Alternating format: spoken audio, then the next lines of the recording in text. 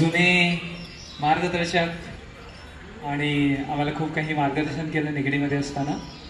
हरे कृष्णा कृष्णा कृष्णा हरे हरे हरे राम राम हरे हरे. जाणून घेण्याविषयी खरोखर प्रयत्नशील आहे किंवा जागृत आहे अशा जीवात्म्यालाच भगवंताच्या धामाची शरण प्राप्त होते.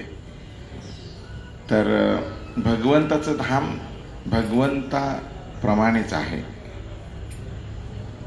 भगवंताचं धाम भगवंताप्रमाणे आहे. तर या ठिकाणी असणारी प्रत्येक वस्तू ही दिव्य आहे.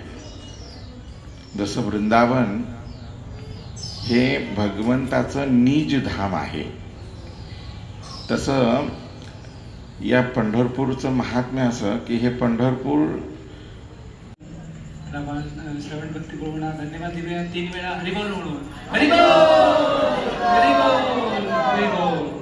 आणि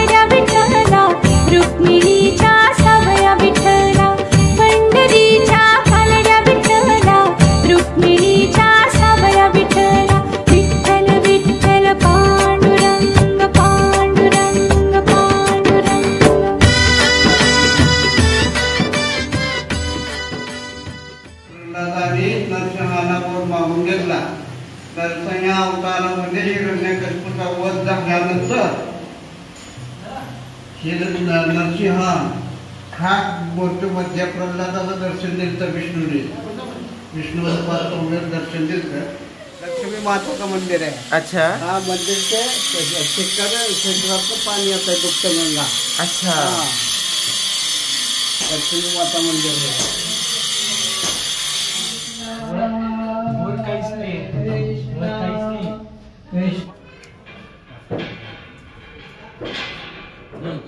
भगवंत सुद्धा त्या व्यक्तीला माफ करत नाही. आता विचार करा, भगवान नरसिंहदेव जे आहे ते एवढे क्रोधित झालेले, ते हिरण्यकशिपूची पोट फाडतात, त्याच्या आतड्या काढतात, आतड्या गळ्या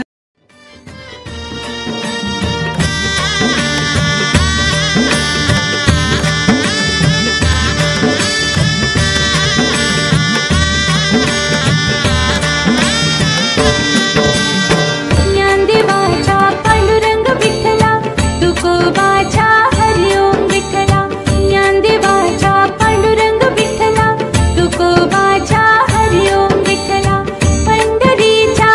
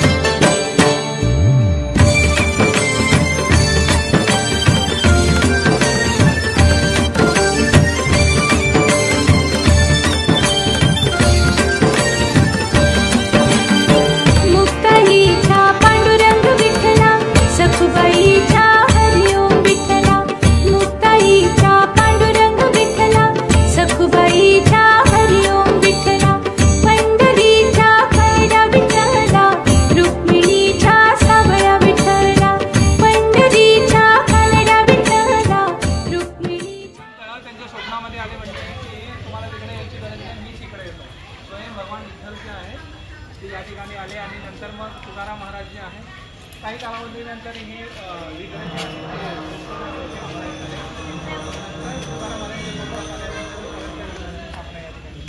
तर हे या ठिकाणी स्वयंभू विग्रह आहेत भगवान पांडुरंगाचे विठ्ठल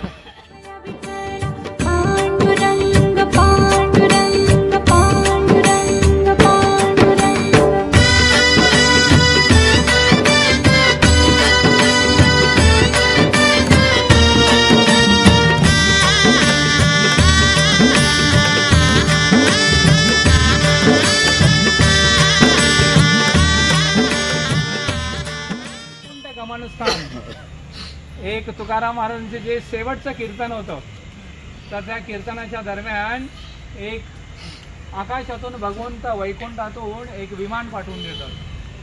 असं वर्णन आहे वैदिक शास्त्रामध्ये की सहदेह म्हणजे जिवंतपणेच तुकाराम महाराज जे आहेत त्या गरुडाचं विमान होतं तर त्या गरुडावर बसून सहदेह तुकाराम महाराज वैकुंठाला गेले.